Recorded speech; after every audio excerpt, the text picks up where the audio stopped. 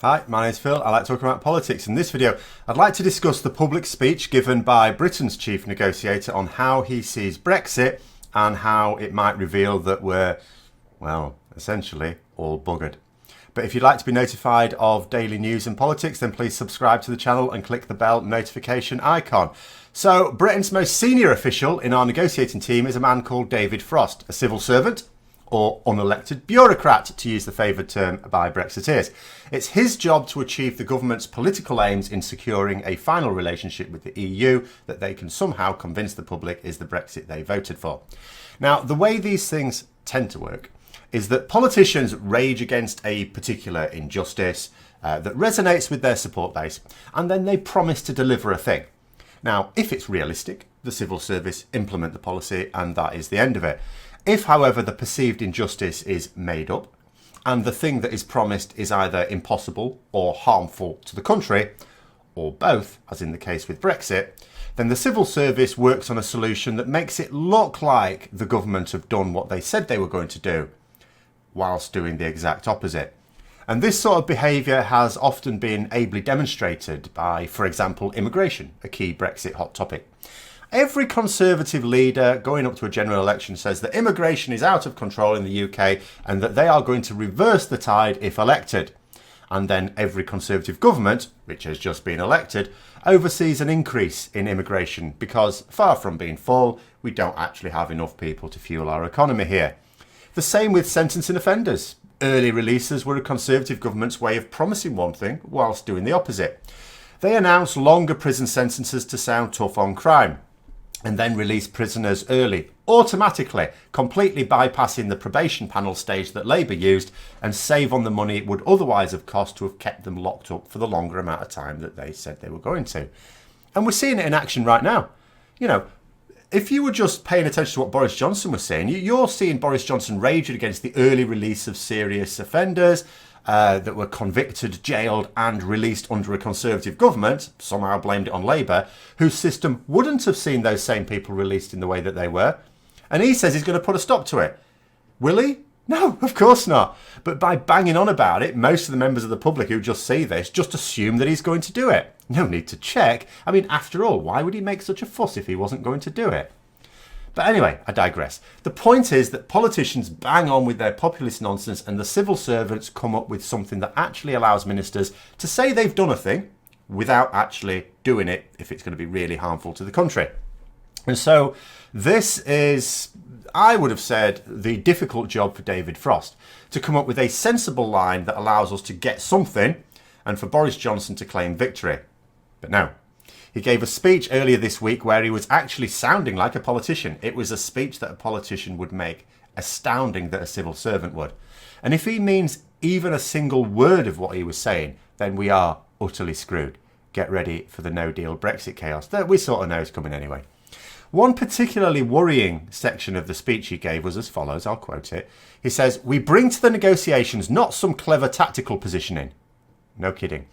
"But the fundamentals of what it means to be an independent country. It is central to our vision that we must have the ability to set laws that suit us, to claim the rights that every other non-EU country in the world has. So to think that we might accept EU supervision on so-called level playing field issues simply fails to see the point of what we're doing. It isn't a simple negotiating position which might move under pressure. It is the point of the whole project. That's also why we will not extend the transition beyond the end of this year. At that point, we recover our political and economic independence in full. Why would we want to postpone it? In short, we only want what other independent countries have." Now, before I go over the two major problems to what he's just said there, that last point about, at that point, we recover our political and economic independence in full, why would we want to postpone it? If he actually meant that, and this is where I'm thinking, okay, this is just for public consumption, why do we have a transition period at all? If you're saying why would we want to postpone it, why didn't we just leave the EU and not enter into the transition period? Why didn't we do it? We could have done that at any time. We didn't have to negotiate with the EU to do that. We could have just gone, actually, do you know what? We don't need a deal. We're just going to leave. And we could have done that years ago.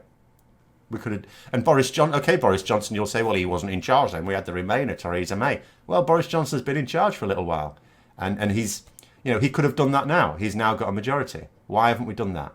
So that's rubbish. But anyway, the two major problems, because that's not a problem, that is obviously just something thrown in for public consumption. The first of which is that what he's saying inevitably ends up with no deal at all. That means Operation Yellowhammer stops being Project Fear and becomes Project Reality. That's just what's waiting for us in 2021. The second problem is that he is knowingly telling the audience things that he knows isn't true. His audience knows isn't true, but of course it's for public consumption. They don't know that.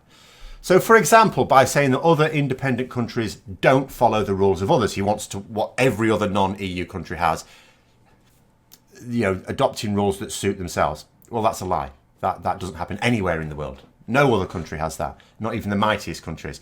All of the countries that have any level of deal with the EU follow some EU rules. In fact, even countries who don't have deals will follow some EU and US and Chinese and wherever else rules without even a formal treaty. Give you an example. When the United States unilaterally, for political purposes, wished to impose greater sanctions on Iran, we had to follow suit in a way. Although the UK and other European countries said it was unjustified and we weren't going along with it, all British, French, German, etc. companies had to stop dealing with Iran.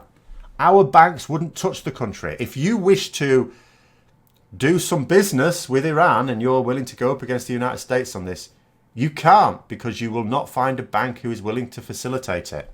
Why? Because the US is powerful and would punish them severely if they did. So even if you're a company that doesn't need, for companies that have some dealings with the US or need to operate in the US, you can understand how it's easy to do that. But even if, as I say, you are a business that has nothing to do with the US, they cannot impose any sanction on you. Your country is fine with it. You can't, because you can't get a bank to do it, because the banks definitely need to operate on the global network. We have no formal agreement to follow these American rules, but we did anyway because we have to.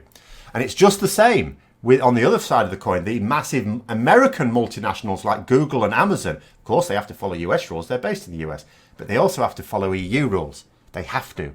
Otherwise, they'd be banned from operating in its territory. So there's no such thing as a country that only follows its own rules. Everyone accepts compromise if they wish to connect with the world, including countries and blocs much more powerful than the UK alone. The EU adopts certain rules in order to trade with others, and it will come to a compromise with the United States when it eventually gets a trade deal.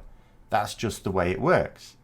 We had far more rule-setting say as a member of the EU, because we have either pushed for or supported 98% of EU laws. They weren't imposed on us. We championed them. But we'll champion no EU laws now because we get no say.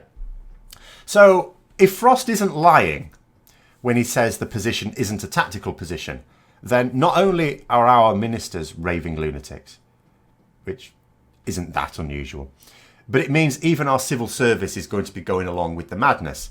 So unless this speech was just for public consumption, and as I say, a little bit of it clearly was, but if it wasn't all just for public consumption, in order to convince people that he's just as insane as anyone about what Brexit is apparently about, even though nobody ever bothered to write that down, then it means that any hope there ever was that we'll get some basic deal where we accept a few rules, at least, that nobody will ever notice, in order to get some level of preferential trade treatment, is completely gone.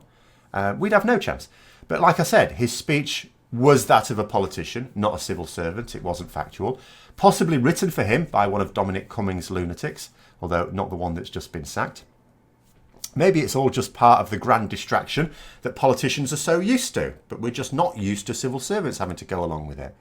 A tactic not for negotiating, not to have an effect on the EU, because it won't, but to stop the Brexit supporting section of the UK public looking too closely at what they're going to emerge with. Or perhaps it's just a continuation of the no-deal plan that seems to have been in operation. All the evidence has ever done is pointing to the fact that Boris Johnson actively wants no deal. He would genuinely have liked to have gone out without a deal at the end of October. He had to go into the transition period in order to get something through Parliament. So everything he's done and said makes even a basic deal impossible.